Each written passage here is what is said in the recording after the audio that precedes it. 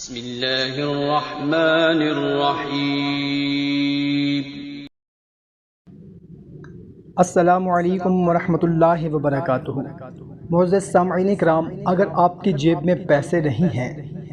آپ کے بچے بھوکے بیٹھے ہوئے ہیں، آپ کے گھر میں آپ کے پرس میں پیسے نہیں ہیں، بہت ہی زیادہ پریشانی ہے، اچانک کوئی مصیبت آن پڑی ہے، آپ کو پیسوں کی اشد ضرورت ہے، کوئی ایسا مشکل کام آن پڑا ہے،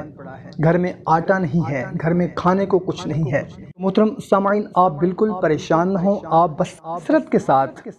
یا مسبب الاسباب سبب